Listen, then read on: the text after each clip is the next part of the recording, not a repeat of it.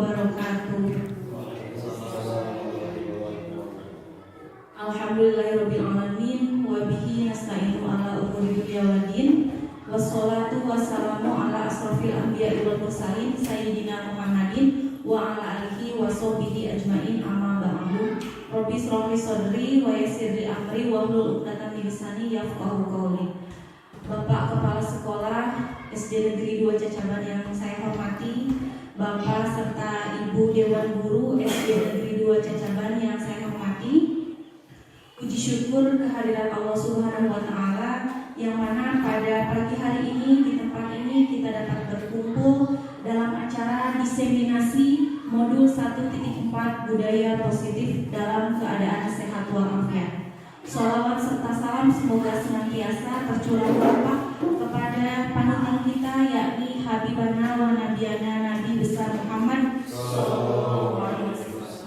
kepada keluarganya, para sahabatnya, para tabi'in tabi'atnya, dan semoga kepada kita semua selaku umatnya yang insya Allah mendapatkan syafaat yaumil akhir. Amin ya rabbal alamin. Bapak Ibu yang saya hormati, pertama saya dan Ibu Aida Wiratna mengucapkan terima kasih yang sebesar-besarnya atas ketersediaan Bapak Ibu untuk menghadiri, untuk berkesempatan hadir pada pagi hari ini. Mudah-mudahan waktu dan juga pikiran yang telah dikorbankan oleh Bapak Ibu semuanya mendapat ridho dan balasan yang berlipat ganda dari Allah Subhanahu wa Ta'ala. Amin ya rabbal alamin. Bapak Ibu yang saya hormati, ada beberapa acara pada pagi hari ini. Yang pertama pembukaan, yang kedua menyanyikan lagu Indonesia Raya, yang ketiga sambutan dari Bapak Kepala Sekolah, yang keempat acara inti diseminasi budaya positif, yang kelima lain-lain, dan yang terakhir tutup. Bapak Ibu, untuk mengefektifkan waktu, marilah kita awali kegiatan pada pagi hari ini dengan membacakan surat Al-Fatihah bersama. A'udzubillahi minasyaitonirrajim. Bismillahirrahmanirrahim. Alhamdulillahirabbil alamin. Arrahmanirrahim. Maliki yaumiddin. Iyyaka na'budu wa iyyaka nasta'in. Ihdinas shiratal mustaqim. Shiratal ladzina an'amta 'alaihim ghairil maghdubi 'alaihim waladdallin. Rabbighfirli wa liwalidayya. Amin. Untuk acara selanjutnya yakni menyanyikan lagu Indonesia Raya yang akan dipandu oleh Ibu Ai Dewi Ratna SPD. Hadirin dimohon berdiri.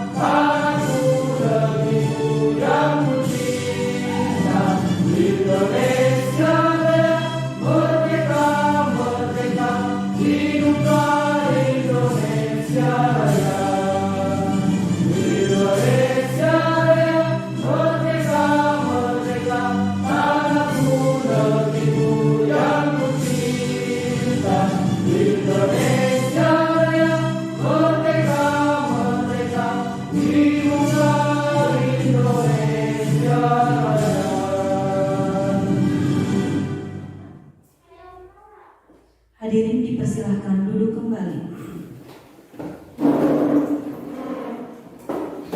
Baiklah Bapak Ibu,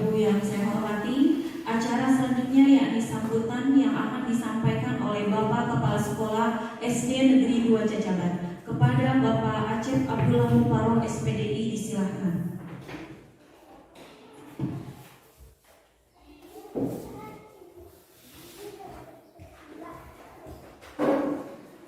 Bismillahirrahmanirrahim. Assalamualaikum warahmatullahi wabarakatuh. Alhamdulillahilladzi arsala rasulahu bil huda wa dinil haqq liyudhhirahu 'ala dini kulli. Asyhadu an la ilaha illallah wahdahu la syarika lah wa asyhadu anna Muhammadan abduhu wa rasuluhu la nabiyya ba'da. Wa ba'du. Allahumma rabbi ishrah li sadri wa yassir li amri wa hlul 'uqdatam min lisani yafqahu qawli. Segala puji bagi Allah yang telah memberikan nikmat kepada kita, nikmat iman, nikmat Islam, nikmat diberikan kesehatan, sehingga kita bisa berkumpul di acara diseminasi 1.4 budaya tentang budaya positif yang insya Allah nanti akan diperjelas oleh rekan kita. Salawat dan salam semoga dilimpahkan kepada Nabi kita semua, Habibana wa Nabiyana Kanjeng Nabi Muhammad Sallallahu Alaihi Wasallam, kepada keluarganya, sahabatnya, tabi'in dan tabi'atnya hingga akhir zaman nanti. Dan semoga kita semua mendapatkan syafaatul udma di yaumil akhir nanti. Rekan-rekan atau guru-guru SD 2 Negeri Cacapan yang saya hormati dan saya banggakan, alhamdulillah pada hari ini tanggal 23 Agustus 2024 kita akan melaksanakan salah satu kegiatan yang ada hubungannya dengan kurikulum merdeka, di antaranya yang sekaligus nanti ada seiring dengan berjalannya kurikulum merdeka, ada program yang ada sangkut pautnya dengan rekan kita yang pada kesempatan ini alhamdulillah 2 di antara rekan kita sedang menjalankan program kegiatan diseminasi. Tadi telah disebutkan tadi sebagaimana kita lihat di dalam monitor bahwa diseminasi yang akan kita laksanakan pada kesempatan ini adalah melaksanakan budaya positif. Alhamdulillah, saya merasa bangga, saya merasa bahagia seiring dengan berjalannya program pendidikan yang tidak lama diluncurkan, belum lama diluncurkan kepada kita. Intinya mengarahkan kepada pendidik dan peserta didik supaya menjalankan amanat pemerintah melalui kurikulum, pada khususnya pada umumnya kita selaku pengajar, selaku pendidik membawa anak didik ke arah yang lebih baik sesuai dengan program yang diinginkan oleh pemerintah. Nah, dengan alasan tersebut, sekalipun dalam kurikulum tergaris atau tersirat ada kebiasaan budaya positif atau yang kita sebut dengan P5, kita di sekolah ini minimalnya bisa menerapkan dari sekarang, baik itu dari awal pelajaran ataupun akhir pelajaran, peserta didik kita dapat meniru, dapat melaksanakan harapan kita sebagaimana yang diharapkan oleh kita semua, khususnya pada SD 2 Negeri Cacaban ini. Mudah-mudahan acara ini dari awal sampai akhir ada dalam kelancaran dan ada dalam ridho Allah Subhanahu wa Ta'ala. Sekali lagi saya ucapkan terima kasih, ucapkan beribu banyak terima kasih. Mudah-mudahan selain dari itu, rekan-rekan kita juga dapat mendorong termotivasi untuk melaksanakan kegiatan di hari yang akan datang. Itulah harapan kami pada kesempatan ini. Mudah-mudahan semuanya berada dalam lindungan Allah Subhanahu wa Ta'ala. Billahi taufiq wal hidayah. Wassalamualaikum warahmatullahi wabarakatuh.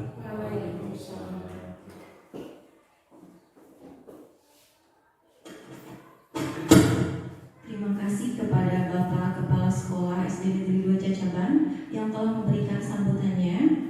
Untuk selanjutnya kita akan mulai kepada acara inti diseminasi modul 1.4 budaya positif. Bapak Ibu yang kami hormati, kami berdiri di depan bukan bermaksud menggurui, bukan maksud lebih bisa dari Bapak Ibu, hanya mungkin kami sekarang sedang melaksanakan program pendidikan guru penggerak. Nah, ini salah satu tugas yang harus kami laksanakan di program guru penggerak, yaitu mengenai diseminasi modul 1.4 budaya positif, di mana diseminasi ini adalah penyebaran informasi atau pemahaman kepada rekan-rekan atau Bapak Ibu yang ada di sekolah kami, apa yang sudah kami pelajari lebih dulu di program pendidikan guru penggerak. Mungkin kami di sini ditugaskan untuk menyebarluaskan pemahaman informasi kepada Bapak Ibu semuanya.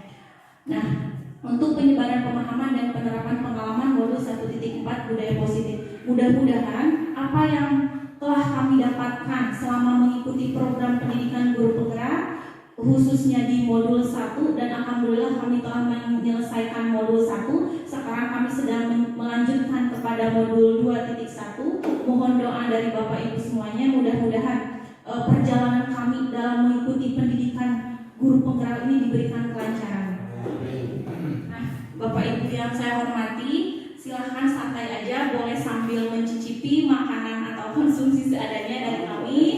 Ya, boleh mangga Bapak sambil makan aja, santai aja. Di sini kita berdiskusi, sharing informasi, sharing pemahaman kami, sharing pengalaman kami, apa yang sudah kami dapatkan selama kami mengikuti program pendidikan guru penggerak. Baiklah Bapak Ibu, ini ada 8 materi yang insya Allah akan kami paparkan pada kesempatan hari ini mengenai konsep inti dari budaya positif. Mungkin terlintas dalam pikiran Bapak Ibu ya, budaya positif itu seperti apa. Tadi sudah selewat dijelaskan oleh Bapak Kepala bahwa budaya itu merupakan kebiasaan-kebiasaan yang dilaksanakan oleh anak didik kami di sekolah. Nah, untuk yang pertama yaitu mengenai materi perubahan paradigma belajar. Kemudian untuk selanjutnya ada disiplin positif. Kemudian selanjutnya ada nilai-nilai kebajikan. Selanjutnya ada kebutuhan dasar manusia. Kemudian ada motivasi perilaku manusia. Kemudian ada posisi kontrol guru. Kemudian ada keyakinan kelas. Dan yang terakhir ada segitiga restitusi. Jadi Bapak Ibu, pada kesempatan pagi ini kita akan membahas 8 materi inti dari budaya positif. Untuk poin nomor 1 sampai poin nomor 4 insya Allah akan dipaparkan oleh Ibu Ai Dewi. Kemudian untuk poin nomor 5 sampai nomor 8 insya Allah akan disampaikan oleh saya sendiri. Bapak Ibu yang saya hormati, untuk mengefektifkan waktu, marilah kita mulai untuk materi yang pertama mengenai perubahan paradigma belajar yang akan disampaikan oleh Ibu Ai Dewi Ratna SPD. Kepadanya disilakan.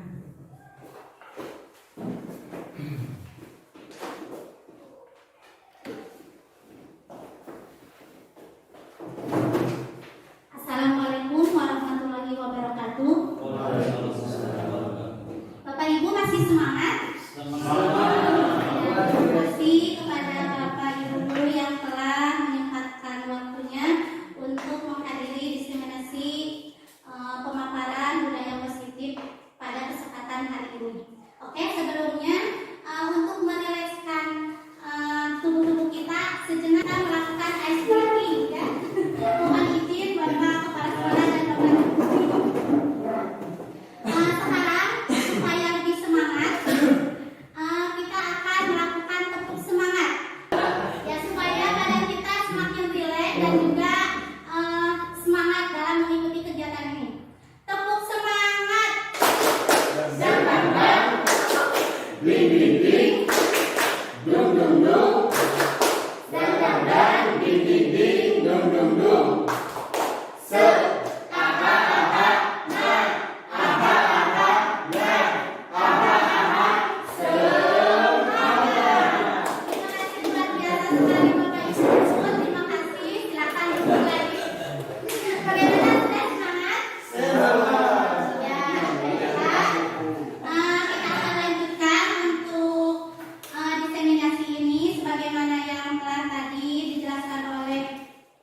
Ibu Suci, di sini saya bukan bermaksud untuk menggurui dan juga memiliki pengetahuan yang lebih dari Bapak Ibu guru, tapi di sini kita belajar bersama-sama ya tentang penerapan disiplin positif, budaya positif. Pertama, budaya positif. Apakah Bapak dan Ibu guru pernah mendengar budaya positif itu apa? Yang tahu tentang budaya positif itu? Ada kebudayaan budaya positif. Tidak tahu. Ya, silakan Bapak Asep. Menurut saya budaya positif adalah suatu kebiasaan yang mendukung terhadap perkembangan murid untuk menjadi pribadi yang lebih baik yang sangat perlu diterapkan di sekolah, seperti membiasakan diri dengan 5S: senyum, salam, sapa, sopan, dan santun. Iya, terima kasih, luar biasa sekali ya Bapak Ibu, ternyata betul. Itu adalah merupakan salah satu contoh dari penerapan budaya positif. Jadi budaya positif di sini merupakan nilai-nilai atau kebiasaan-kebiasaan yang berpihak pada murid sehingga murid atau peserta didik tersebut bisa melakukan kebiasaan tersebut untuk bisa bertanggung jawab dan juga bisa memiliki rasa hormat kepada sesama ataupun kepada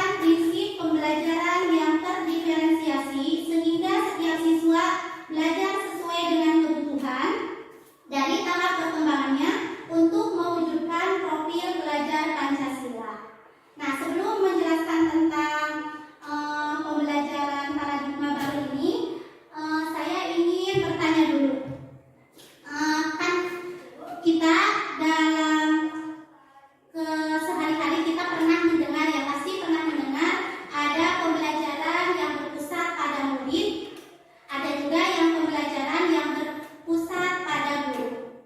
Nah, menurut Bapak Ibu, apakah yang dilakukan oleh kita, yang sudah dilakukan oleh kita di sekolah ini, apakah pembelajaran yang berpihak pada murid atau pembelajaran yang berpihak pada guru? Ada yang ingin menyampaikan pendapatnya? Apakah pembelajaran yang telah kita terapkan berpihak pada murid ataupun berpihak pada guru? Silakan, ini santai ya, saling ini sharing bersama-sama yang kita rasakan, yang sudah dialami. Mohon maaf, untuk keberpihakan tersebut itu dari segi materi ajar atau Dari keseluruhan proses pembelajaran yang dilaksanakan oleh kita di sekolah.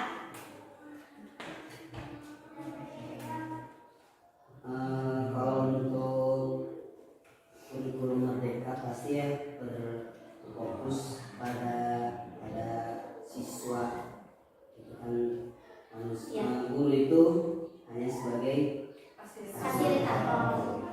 jadi memfasilitasi kemampuan, terutama sebagai penggerak yang mengarahkan kepada siswa kemana karakteristik peserta didik tersebut. Jadi lebih ke siswa. Ya, jadi pembelajaran berpihak pada siswa. Ya, terima kasih. Dan memang dalam pembelajaran dengan paradigma baru ini menekankan kita harus pembelajaran itu berpihak pada siswa. Jadi dalam pembelajaran paradigma baru ini kan dirancang berdasarkan pembelajaran berdiferensiasi. Jadi berdiferensiasi ini kita mengakui, guru mengakui bahwa anak itu memiliki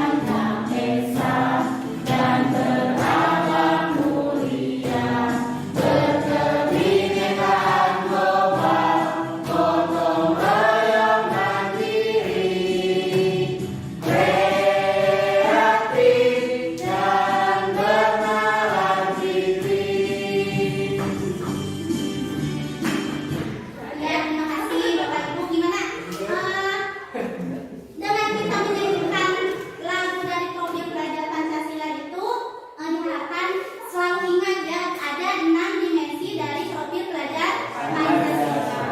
Begitupun dengan kita pada proses pembelajaran seperti yang telah dijelaskan tadi, bahwa dalam pembelajaran pada paradigma baru itu yang berpusat pada murid, kita itu harus memberikan atau membuat suasana belajar itu menjadi nyaman, dan juga anak itu merasa bahagia di dalam kelas, dalam kegiatan belajar. Salah satunya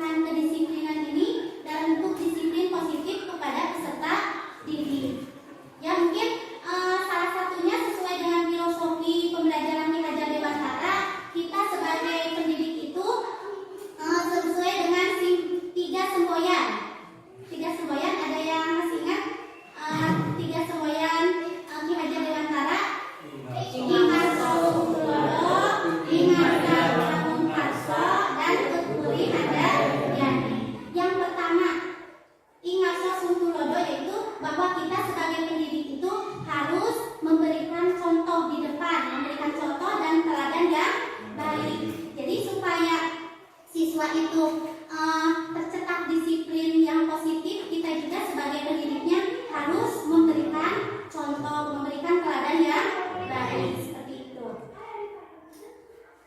Kemudian selanjutnya yang ketiga adalah nilai-nilai kebajikan universal. Nah, nilai-nilai kebajikan universal ini merupakan nilai yang disepakati bersama lepas dari suku, bangsa, agama, bahasa maupun latar belakangnya. Jadi nilai-nilai ini merupakan universal, umum. Sebagaimana tadi dari pengertian budaya positif sendiri merupakan nilai-nilai kebajikan atau kebiasaan-kebiasaan. Nah, ini merupakan nilai-nilai yang harus kita tanamkan kepada peserta didik untuk supaya tumbuh budaya positif. Adapun contoh nilai kebajikan di sebuah institusi ataupun organisasi sesuai dengan profil pelajar Pancasila yang pertama tadi, yang ada 6 dimensi, yaitu yang pertama beriman, bertakwa kepada Tuhan Yang Maha Esa dan berakhlak mulia. Kemudian mandiri, bernalar kritis, berkebinekaan global, bergotong royong dan kreatif. Adapun selain dengan profil pelajar Pancasila juga ada keterampilan hidupnya, yaitu dapat dipercaya. Jadi kita harus menumbuhkan kepada peserta didik itu nilai-nilai yang ada di sini. Dapat dipercaya, kemudian lurus hati, pendengar yang aktif, tidak merendahkan orang lain, ya, tidak merendahkan orang itu, saling menghargai seperti itu. Kemudian memberikan yang terbaik dari diri. Kemudian ada juga toleransi. Ini sangat penting ya. Toleransi, rasa hormat, integritas, mandiri, menghargai, antusias, empati, kemudian keingintahuan, kreativitas, kerjasama, percaya diri dan komitmen. Ini merupakan nilai-nilai kebajikan umum yang harus kita selalu tanamkan kepada peserta didik kita. Ya, ini merupakan nilai yang sangat penting untuk baik untuk kita ataupun untuk masa depan anak didik kita, supaya tertanam budaya positif itu di sekolah kita. Kemudian selanjutnya yang keempat, inti dari budaya positif ini ada kebutuhan dasar manusia. Nah, tidak lepas, kebutuhan dasar manusia ini merupakan penting. Kebutuhan dasar manusia adalah segala sesuatu yang kita lakukan untuk mendapatkan apa yang kita inginkan. Seluruh tindakan yang kita miliki, tujuan tertentu, dan semua usaha terbaik yang kita lakukan adalah dalam rangka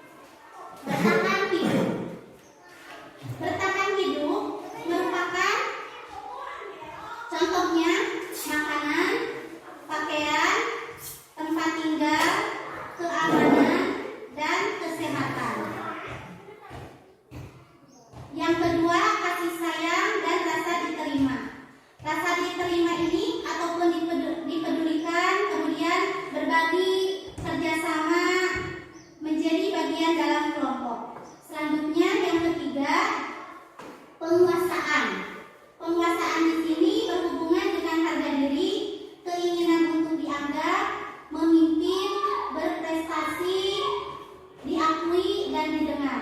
Kemudian yang keempat, kebutuhan dasar yang berhubungan dengan kebebasan. Kebebasan di sini merupakan mandiri, memiliki pilihan, mencoba hal yang baru, dan mampu mengendalikan arah dirinya. Yang terakhir yaitu kesenangan. Kesenangan ini berhubungan dengan bermain, humor, antusiasme, dan tertawa.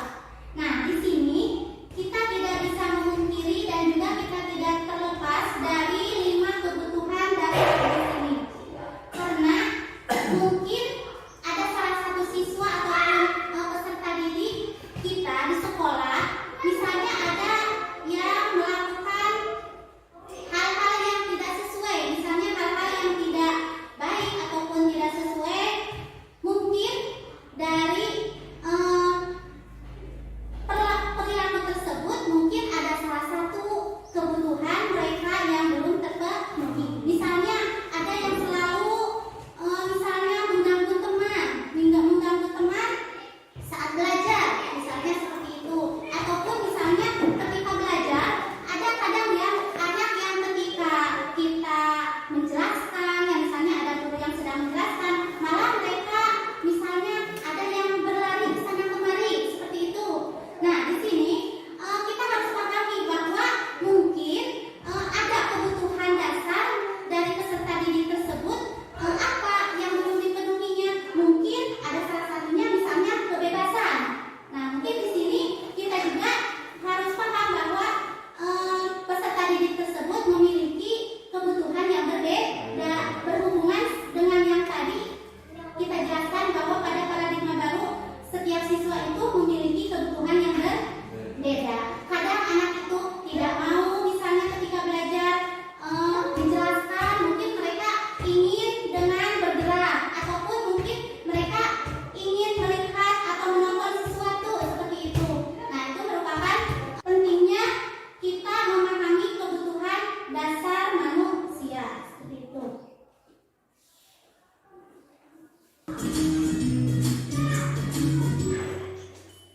Salam dan bahagia Ibu dan Bapak guru hebat untuk membangun budaya sekolah yang positif dengan lingkungan yang aman dan mendukung murid untuk menjadi pribadi yang berdaya, seimbang, dan bahagia. Salah satu upaya yang dapat dilakukan oleh guru adalah memahami kebutuhan dasar yang mendasari perilaku murid. Pada video kali ini kita akan membahas tentang 5 kebutuhan dasar manusia.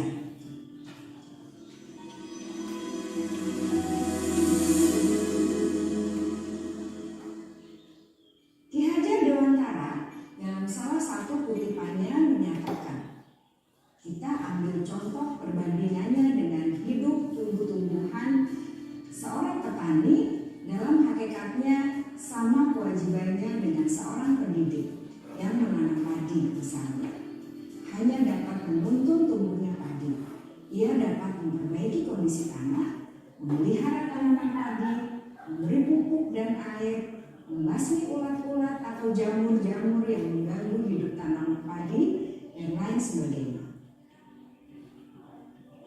Ketika guru memahami kebutuhan apa yang mendasari perilaku murid, dan guru berusaha menuntun dan mendukung murid dalam memenuhi kebutuhannya secara positif, pada hakikatnya guru tersebut ibarat seorang petani yang sedang berusaha memahami kebutuhan masing-masing tanaman, dan ia berusaha memenuhi kebutuhan tanaman tersebut agar dapat tumbuh dengan subur dan maksimal.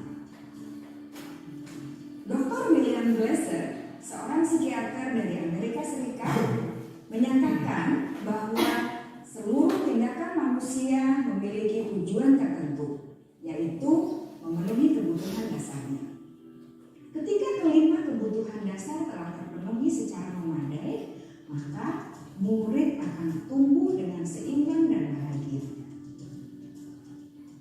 Sebaliknya, ketika kebutuhan dasar tidak terpenuhi dengan baik, maka seseorang akan mengalami emosi negatif bosan, sedih, dan kecewa. Bahkan mereka dapat melakukan perbuatan yang bertentangan dengan nilai-nilai kebajikan atau melanggar peraturan. Dengan kata lain, perilaku buruk seseorang biasanya adalah respons dari kebutuhan yang tidak terpenuhi. Namun, mereka tidak tahu cara untuk menyampaikannya. Ada 5 kebutuhan dasar manusia menurut Dr. William Glasser.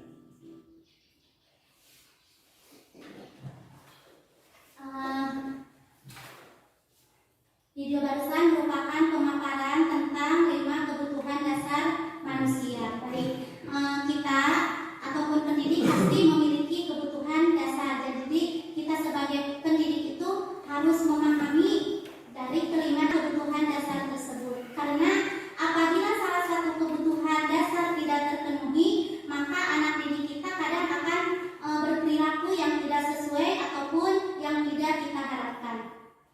Mungkin untuk pemaparan yang akan dijelaskan oleh saya sekian.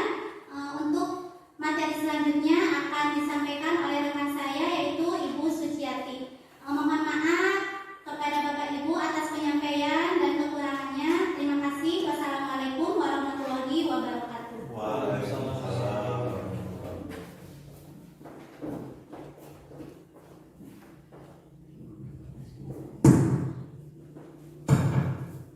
Bismillahirrahmanirrahim. Bagaimana Bapak Ibu atas pemaparan dari Ibu Ain barusan, sudah ada pencerahan? Alhamdulillah, barusan kita telah membahas tentang 4 materi inti dari budaya positif. Yang pertama mengenai perubahan paradigma pembelajaran, kemudian yang kedua mengenai nilai kebajikan, yang ketiga mengenai nilai kebajikan, 5 kebutuhan dasar manusia. Kemudian sekarang saya akan melanjutkan masih materi inti dari budaya positif mengenai motivasi perilaku manusia. Nah, yang terlintas dalam benak Bapak Ibu tentang motivasi. Motivasi itu apa? Ada yang mau memberikan pendapatnya? Semangat ya, semangat. Kemudian dukungan, dorongan ya. Dukungan yang akan kita berikan atau semangat yang akan kita berikan terhadap peserta didik kita. Nah, di sini motivasi itu seperti yang kita ketahui bersama, ada yang dinamakan dengan motivasi ekstrinsik, kemudian ada juga yang dinamakan dengan motivasi intrinsik. Nah, sekarang kita akan membahas terlebih dahulu tentang motivasi ekstrinsik. Nah, pada motivasi ekstrinsik ada 2 unsur. Si anak itu bersemangat, si anak itu ada motivasi. Seperti yang kita ketahui bahwa ekstrinsik, X itu kan dari luar ya biasanya, sedangkan kalau in itu dari dalam. Maka motivasi ekstrinsik itu berarti di luar dari dalam diri anak, berarti bisa dari kita sebagai guru, bisa dari teman-temannya, bisa dari orang tuanya, bisa dari masyarakat sekitar gitu ya. Jadi apa yang menjadi motivasi peserta didik untuk melakukan sesuatu? Nah, yang pertama adalah untuk menghindari ketidaknyamanan atau hukuman. Misalnya, nah ini sering terjadi di sekitar kita berdasarkan realitanya. Misalnya, nah kenapa hari ini misalnya memakai baju yang rapi? Ibu takut dihukum gitu ya. Berarti itu bukan motivasi dari dalam diri siswa, belum mencapai kesadaran dari dalam diri siswa, tapi masih ada rasa takut dari unsur dari luar, adanya ketidaknyamanan. Misalnya, saya memakai sepatu hitam karena teman-teman yang lain juga memakai sepatu hitam, bukan adanya kesadaran dari dalam diri bahwa memakai sepatu hitam itu adalah sebuah keyakinan atau sebuah aturan dari sekolah kita. Nah, itu yang pertama. Jadi melakukan sesuatu itu karena takut tidak sama dengan orang lain, misalnya dalam memakai, misalnya takut dihukum oleh bapak ibu guru, berarti itu bukan pure kesadaran dari dalam diri siswa. Itu yang pertama. Kemudian motivasi dari luar yang kedua adalah untuk mendapatkan imbalan atau penghargaan dari orang lain. Misal, bapak ibu guru di sini memberikan tugas, memberikan PR kepada anak didiknya. Nah, pastikan anak-anak itu mengerjakan semangat di rumah. Karena apa? Ingin mendapatkan nilai 100, ingin mendapatkan mendapatkan ranking pertama, ingin mendapatkan penghargaan dari guru bahwa saya telah mengerjakan PR. Nah, berarti itu termotivasinya dari luar gitu Mas. Atau misalnya tidak mengerjakan PR takut dihukum oleh guru, takut dimarahin oleh orang tua. Misalnya kan seperti itu ya Bapak Ibu. Ini yang saya alami selama mengajar gitu ya. Jadi kebanyakan motivasi perilaku manusia itu dipengaruhi oleh motivasi dari luar, ekstrinsik. Nah, yang menjadi PR kita bersama, bagaimana kita bisa menumbuhkan motivasi dari dalam diri siswa, sehingga siswa itu memiliki kesadaran dari dalam diri, tidak hanya disuruh oleh guru, tidak hanya takut diberi hukuman, tidak hanya ingin mendapatkan penghargaan. Nah, itu yang menjadi PR bagi kita semua, terutama mungkin bagi saya gitu, bagaimana cara menanamkan motivasi dari dalam diri siswa. Nah, ini untuk motivasi intrinsiknya, berarti motivasi dari dalam diri siswa.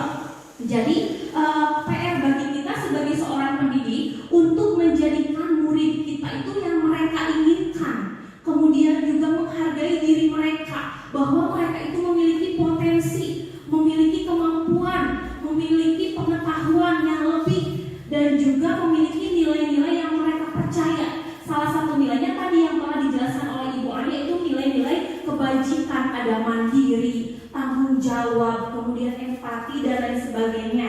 Jadi selama ini kita itu hanya anak didik kita itu hanya mendapatkan motivasi perilaku itu dari luar saja. Ada embel-embel yang lainnya, misalnya takut dihukum, ingin memperoleh penghargaan. Jadi belum adanya kesadaran dari mereka pribadi. Nah, itu mungkin Bapak Ibu tentang motivasi perilaku dari manusia. Bagaimana Bapak Ibu bisa dipahami antara motivasi ekstrinsik dan motivasi intrinsik.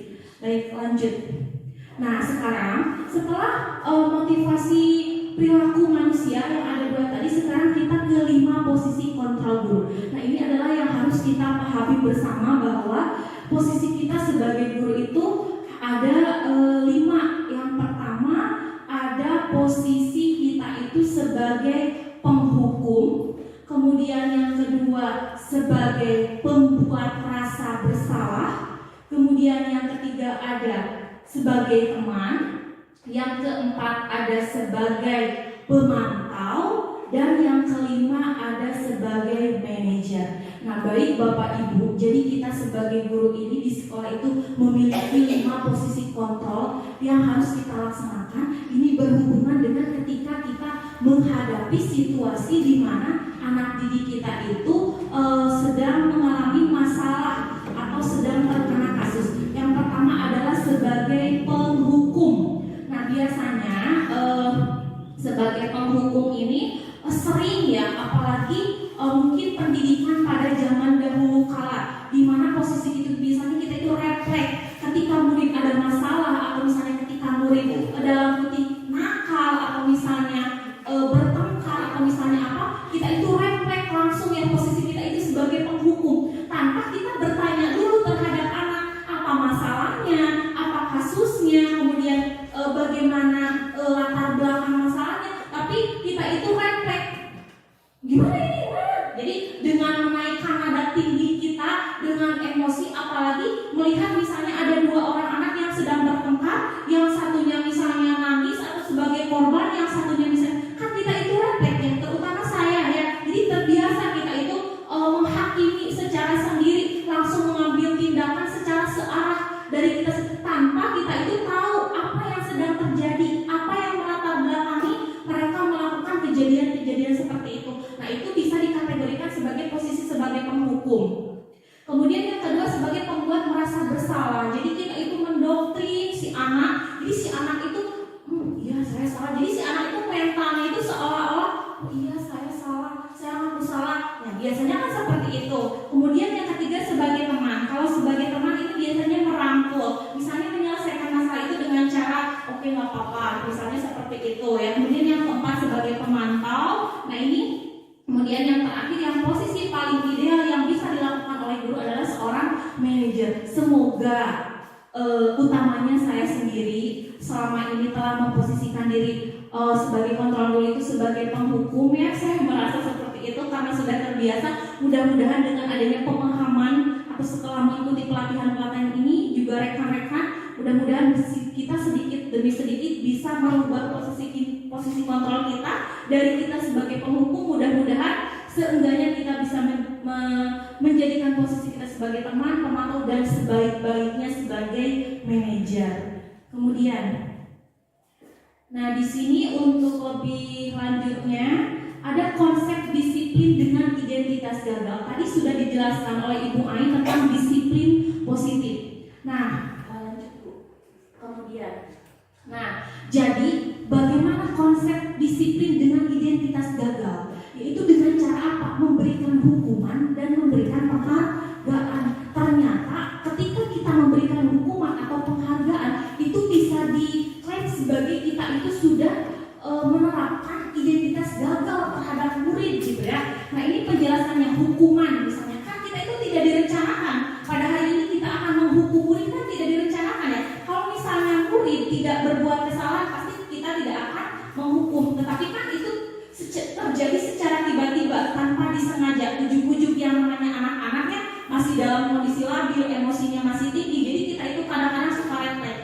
Kemudian murid tidak tahu apa yang terjadi, tidak dilibatkan dalam hukuman kita. Kita misalnya sok silakan push up, hormat terhadap bendera misalnya, atau misalnya lari 7 keliling, atau misalnya berdiri di depan kelas.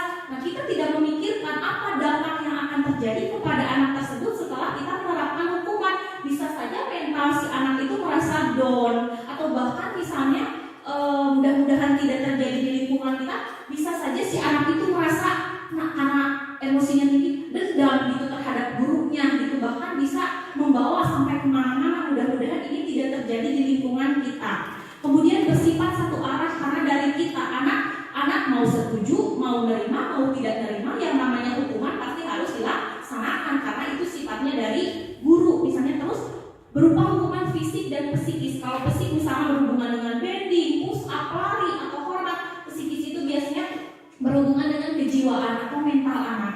Kemudian dari penghargaan juga ternyata penghargaan itu tidak selamanya bersifat positif, tapi ada juga yang menyebabkan gagal. Artinya yang pertama tidak efektif, yang kedua merusak hubungan atau iri. Bisa saja ketika kita memberikan penghargaan terhadap anak yang lain merasa iri atau misalnya merasa apa? Gimana ya saya bisa menjadi? Nah bisa saja menerapkan hal-hal yang subjektif gitu ya, tidak sportif. Kemudian mematikan kreativitas juga, menghukum, mengurangi ketepatan, dan juga bisa menurunkan kualitas anak. Nah sekarang konsep disiplin, apa yang harus kita terapkan sebagai guru supaya anak itu menyandang identitasnya itu yang sukses? Nah dengan cara bukan memberikan hukuman tapi konsekuensi. Kalau hukuman itu bersifatnya satu arah, berasal dari guru saja. Kalau konsekuensi ini bisa berasal dari dua arah. Kita ada kesepakatan dulu di awal. Misalnya, ketika berbuat seperti ini, apa konsekuensi yang akan didapat? Nah, itu kan tidak hanya kita yang memberi, tapi dari anak juga. Nah, itu kan terencana, disepakati sesuai peraturan. Murid tetap dibuat, tidaknya sifat guru selalu memonitor murid. Kemudian yang kedua ada restitusi. Nah, nanti kita akan bahas lebih mendalam lagi dalam segitiga restitusi. Di mana restitusi ini adalah menyelesaikan suatu permasalahan ya. Kemudian mengajarkan murid untuk mencari solusi sendiri. Misalnya ketika murid datang terlambat ke sekolah, kita bertanya, kenapa terlambat? Apa yang membuat Ananda terlambat datang ke sekolah? Kan dia itu bercerita ya. Jadi kita jangan menuduh kamu ini selalu terlambat apa-apa. Jadi kita harus identifikasi dulu, memvalidasi dulu. Kenapa si anak bisa datang terlambat? Kemudian kita jangan kasih solusi, tapi bertanya dulu, kira-kira kalau misalnya esok hari Ananda tidak ingin datang terlambat, apa yang harus Ananda lakukan supaya tidak terulang lagi gitu. Jadi si anak yang menimbulkan masalah, si anak juga yang menemukan solusi. Kita hanya sebagai perantara, hanya sebagai fasilitator supaya si anak itu bukan misalnya, jangankan anak ya, kita juga kan kalau misalnya disuruh didoktrin itu kan memiliki rasa tidak enak. Tapi kalau adanya timbul kesadaran dari anak, maka insya Allah akan berjalan dengan seiringnya waktu. Kemudian lanjut. Nah, ini contoh penerapan 5 posisi kontrol guru.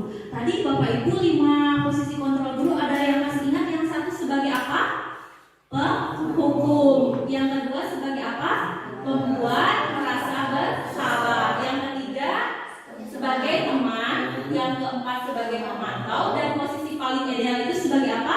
Manajer. Nah sekarang di sini ada contohnya kasus tidak memakai sepatu saat upacara bendera. Kalau posisi kontrol kita sebagai penghukum, biasanya guru itu silakan nak hormat bendera selama 1 jam.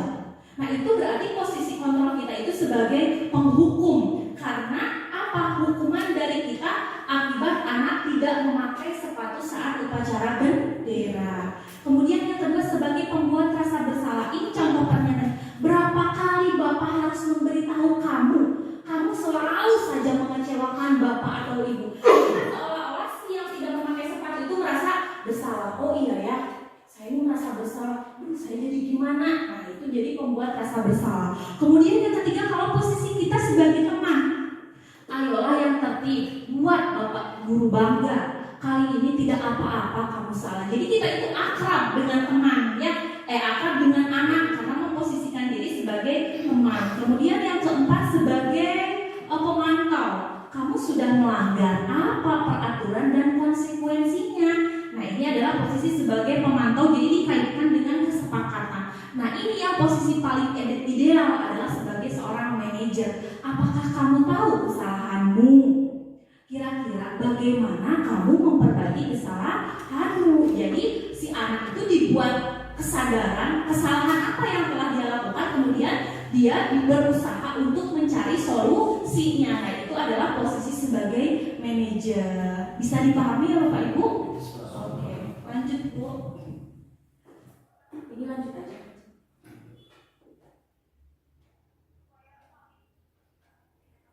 Nah sekarang yang ketiga adalah keyakinan kelas. Mengapa keyakinan kelas?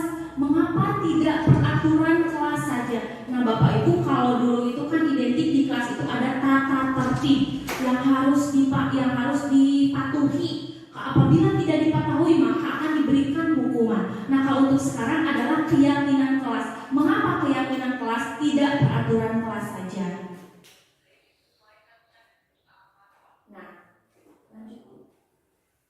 Mengapa kita memiliki peraturan tentang penggunaan helm pada saat mengendarai kendaraan roda 2? Nah ini diibaratkan pernyataannya tentang penggunaan helm ketika berkendara. Kemudian mengapa kita memiliki peraturan tentang penggunaan masker?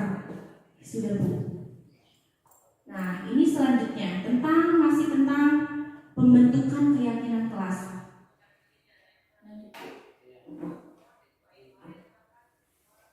Nah untuk yang pertama, karena keyakinan kelas bersifat lebih abstrak daripada peraturan yang lebih rinci dan konkret. Kemudian keyakinan kelas berupa pernyataan-pernyataan universal. Yang ketiga, keyakinan kelas senantiasa dibuat dalam bentuk positif. Keyakinan kelas hendaknya tidak terlalu banyak sehingga mudah diingat dan dipahami oleh semua warga kelas. Dan keyakinan kelas sebaiknya sesuatu yang dapat diterapkan di lingkungan tersebut. Baik Bapak Ibu, mungkin Bapak Ibu juga sekarang sudah membuat keyakinan atau dikenal dengan kesepakatan kelas, bahwa kalau peraturan itu kan hanya dibuat oleh satu pihak, oleh sekolah saja. Misalnya memakai seragam kalau keyakinan kelas itu adanya dua arah, jadi dari guru dan juga dari peserta didik gitu ya. Jadi keyakinan kelas itu dibuat untuk dilakukan bersama-sama, dipatuhi bersama-sama, dan apabila ada yang tidak melaksanakan keyakinan kelas maka akan diberikan konsekuensinya, bukan hukuman ya Bapak Ibu. Kalau hukuman itu searah dari guru, kalau konsekuensi itu berdasarkan kesepakatan dari anak dan juga murid. Baik, selanjutnya. Nah ini sudah ya, semuanya ikut berkontribusi dalam pembuatan keyakinan kelas lewat kegiatan curah pendapat, kemudian bersedia meninjau kembali keyakinan kelas dari waktu ke waktu. Nah Bapak Ibu, ini adalah contoh dokumentasi saya dalam menerapkan keyakinan kelas di kelas 5. Ini juga pertama masuk saya membuat keyakinan kelas. Jadi anak itu diberikan sticky note, kemudian saya menuliskan hal apa yang boleh dilakukan di kelas dan hal apa yang tidak boleh dilakukan di kelas. Jadi mereka itu menuliskan hal-hal semua apa saja yang boleh dilakukan di kelas dan apa yang tidak boleh dilakukan di kelas. Nah setelah itu apakah itu sudah menjadi keyakinan kelas? Belum Bapak Ibu. Kenapa? Karena keyakinan kelas itu tadi harus positif ya Bapak Ibu. Harus bersifat positif. Misalnya anak A menuliskan jangan memakai sepatu ke dalam kelas. Nah, kata jangan itu belum menunjukkan pernyataan yang positif. Jangan membawa sepatu ke dalam kelas. Jadi kita ubah menjadi kalimat positif. Sepatu disimpan pada tempatnya. Atau misalnya si B, jangan datang terlambat ke sekolah. Nah, kita ubah menjadi pernyataan positif. Datang tepat waktu. Atau misalnya jangan berbicara ketika guru sedang menerangkan. Pernyataan positifnya berbicara ketika dipersilahkan atau diperbolehkan. Jadi kata-kata yang dari anak ini berupa kalimat-kalimat negatif ini kita rubah bersama menjadi pernyataan-pernyataan yang positif. Misalnya jangan makan ketika pembelajaran. Misalnya makan pada waktu yang tepat. Misalnya kapan waktu yang tepat? Ketika istirahat. Jadi rubah kita kalimat-kalimat yang dibuat oleh anak itu menjadi kalimat positif. Nah, setelah semuanya kalimat positif, baru itu dinamakan dengan keyakinan kelas. Jadi tidak ada kata jangan, tidak ada kata tidak boleh. Jadi dirubah oleh kita itu menjadi pernyataan-pernyataan yang positif. Baik, bisa dipahami Bapak Ibu? Ya, mudah-mudahan kita kedepannya, utamanya saya juga ini baru menuliskan hal-hal seperti ini, belum dibuat ke dalam keyakinan kelas. Insya Allah nanti kedepannya dibuat dalam pernyataan-pernyataan yang lebih positif. Jadi supaya si anak itu mindsetnya itu, pemikirannya itu positif terus gitu ya. Misalnya datang tepat waktu, sepatu disimpan pada tempatnya, mengobrol ketika diperbolehkan, misalnya, dan lain-lain seperti itu. Baik Bapak Ibu, itu mengenai keyakinan kelas yang telah dibuat di kelas 5 konsepnya. Nah, kemudian yang terakhir materi yang akan disampaikan yaitu mengenai segitiga restitusi. Yang namanya segitiga pasti kan memiliki sisi 3 ya Bapak Ibu. Sisi yang pertama adalah menstabilkan identitas, sisi yang kedua adalah validasi tindakan yang salah, kemudian sisi yang terakhir adalah menanyakan keyakinan. Nah, jadi segitiga restitusi ini ada 3 sisi yang harus kita pahami, yang harus kita terapkan. Ini berhubungan dengan posisi kontrol kita yang paling ideal adalah sebagai seorang manajer. Jadi segitiga restitusi ini digunakan ketika kita menghadapi permasalahan atau konflik-konflik yang telah dilakukan oleh anak. Jadi segitiga restitusi suatu proses dialog atau percakapan yang dijalankan oleh murid agar dapat menghasilkan murid yang mandiri dan bertanggung jawab. Baik, lanjut. Tahapan segitiga restitusi tadi ada 3. Yang pertama menstabilkan identitas.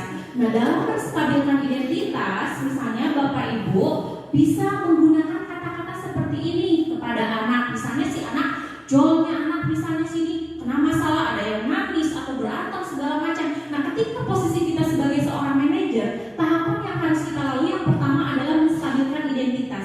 Kita beri pengertian terhadap anak bahwa berbuat salah itu tidak apa-apa. Karena setiap orang itu pasti pernah melakukan kesalahan, termasuk bapak dan ibu guru juga. Kemudian juga kita bisa menyelesaikan ini. Kalau bapak hatur nuhun bapak. Bapak ibu tidak tertarik mencari siapa yang salah, tapi bapak ibu ingin mencari solusi dari permasalahan ini. Kemudian kamu berhak merasa begitu. Dan yang terakhir, apakah kamu sedang menjadi teman yang baik buat dirimu sendiri? Jadi Bapak Ibu bisa menstabilkan anak dulu. Jadi kalau misalnya posisi kita sebagai manajer itu seperti itu tahapannya, tidak langsung menjudge anak bahwa si anak itu salah walaupun kita tahu bahwa mereka berbuat salah gitu ya. Kemudian yang kedua adalah validasi tindakan yang salah. Nah, pada validasi tindakan yang salah misalnya seperti ini. Biasanya yang pernah saya lakukan dalam praktik segitiga restitusi kemarin adalah kamu punya alasan mengapa melakukan seperti itu. Misalnya, kenapa nak kamu bertengkar, apa alasannya misalnya. Jadi kita itu harus identifikasi terlebih dahulu faktor-faktor permasalahan apa yang terjadi gitu ya. Kemudian yang posisi yang ketiga adalah posisi menanyakan keyakinan. Nah, misalnya seperti ini, apa yang kita percaya di kelas atau keluarga, apa nilai-nilai umum yang kita telah sepakati, apa bayangan kita tentang kelas yang ideal, dan kamu mau jadi orang seperti apa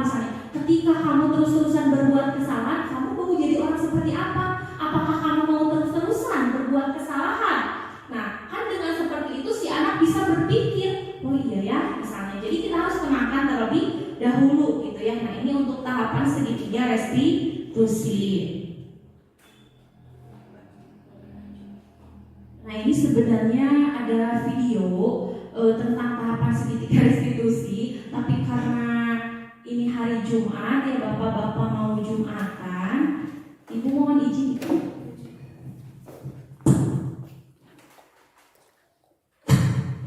Jadi insya Allah Bapak Ibu di luar kegiatan diseminasi ini, insya Allah saya dan Ibu Ai akan mempertunjukkan video mengenai segitiga restitusi yang telah kami pahami dalam mengikuti program ini. Insya Allah di lain kesempatan.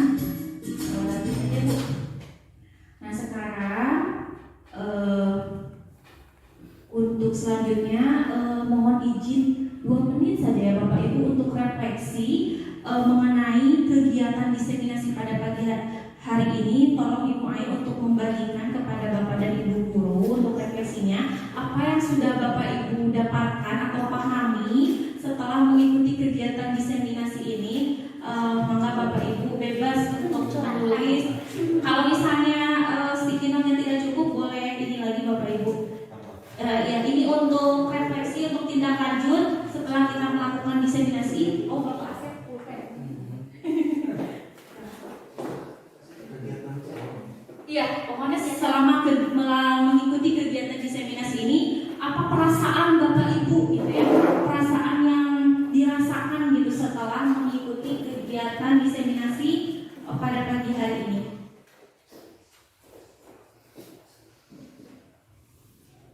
Perasaan Bapak Ibu bagaimana?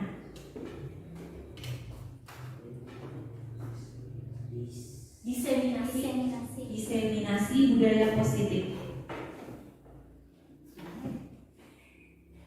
Perasaannya bagaimana Bapak Ibu setelah mengikuti kegiatan diseminasi pada pagi hari ini?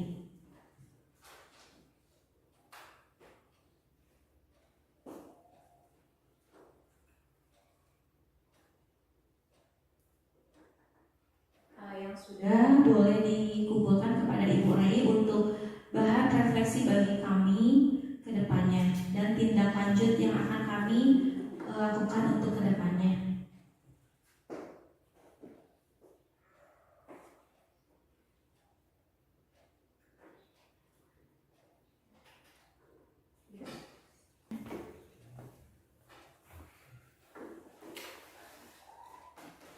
Sudah, silakan.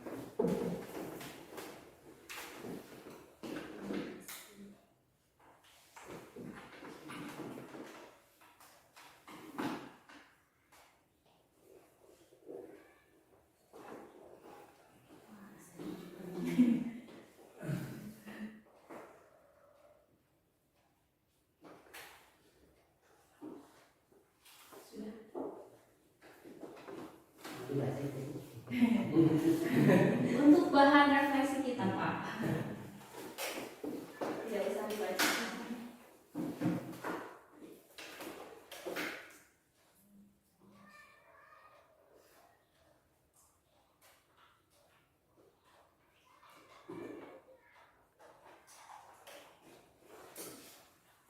Baik Bapak Ibu, karena hampir semuanya sudah mengumpulkan refleksi, kami ucapkan terima kasih. Untuk terakhir ini kesimpulannya, dalam penerapan program disiplin positif, hendaknya guru memiliki keempat kemampuan, yaitu kemampuan pedagogi, kemampuan kepribadian, kemampuan profesional, dan kemampuan sosial yang baik. Di mana guru mampu berefleksi pada posisi kontrolnya saat ini, bagaimana perjalanan dirinya sebagai seorang among atau posisi manajer yang menuntut murid-murid menjadi insan yang mandiri, merdeka, dan bertanggung jawab. Baik Bapak Ibu, untuk materi diseminasi modul 1.4 budaya positif dicukupkan sampai di sini. Apabila Bapak Ibu memiliki pertanyaan-pertanyaan atau hal-hal yang lebih, boleh ditanyakan di luar sekarang, karena sekarang waktunya sudah lumayan mepet ya Bapak Ibu, utamanya untuk Bapak yang akan melaksanakan ibadah salat Jumat. Sekali lagi kami ucapkan terima kasih atas segala waktunya, kesempatannya, keikhlasan Bapak Ibu untuk mengikuti acara diseminasi budaya positif. Semoga apa yang kita lakukan pada hari ini ada manfaatnya manfaatnya, manfaat bagi saya khususnya, manfaat bagi kita semua dan sekolah kita pada umumnya. Mohon maaf atas segala kekurangannya, kekurangan dalam fasilitas, kekurangan dalam segalanya. Mungkin insya Allah menjadi bahan perbaikan bagi kami selanjutnya. Terima kasih juga atas refleksi perasaan Bapak Ibu yang telah mengumpulkan untuk acara diseminasi kita pada pagi hari ini. Baiklah Bapak Ibu, alhamdulillahirobbilalamin, acara telah berjalan dari awal sampai akhir. Marilah kita tutup dengan membacakan doa Rabbana atina fid dunya hasanah wa fil akhirati hasanah wa qina adzabannar. Amin ya rabbal alamin. Billahi taufiq wal hidayah. Wassalamualaikum warahmatullahi wabarakatuh.